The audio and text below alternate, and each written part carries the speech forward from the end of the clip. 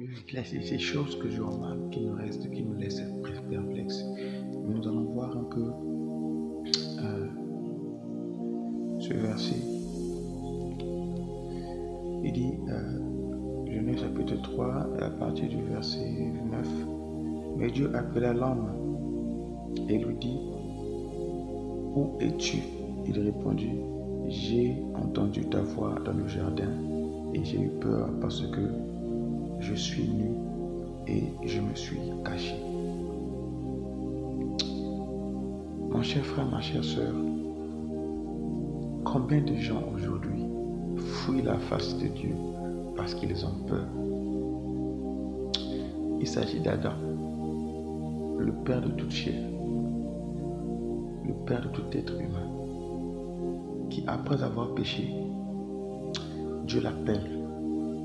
Mais il répond à l'Éternel que j'ai entendu ta voix dans le jardin et je me suis caché car je suis nu. Vous voyez, là seulement on peut comprendre que le péché fait réaliser à l'homme la gravité de l'acte commis devant Dieu. Le péché fait réaliser à l'homme la gravité de l'acte commis devant Dieu. Le péché même en soi-même, une fois qu'il est consommé, pousse la chair à s'éloigner de la présence de Dieu. Voilà pourquoi lorsque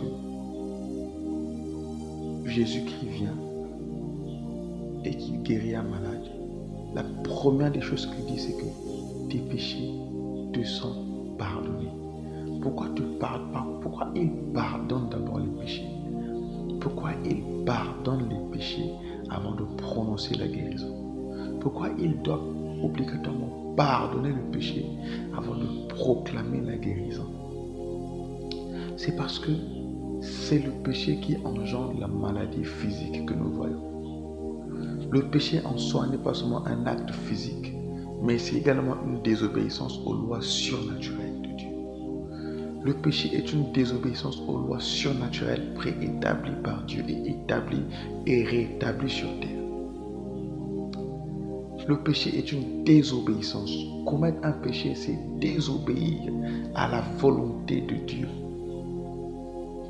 Lorsqu'on dit que tu pêches, on ne dit pas que tu vas avec une canne à pêche dans de l'eau pour pêcher un poisson. Mais lorsqu'on dit que tu pêches, en réalité, ce qu'on veut dire, c'est désobéir à une ordonnance de Dieu, désobéir à un ordre de Dieu. Et la conséquence de la désobéissance, c'est nous repousser loin de la présence de Dieu.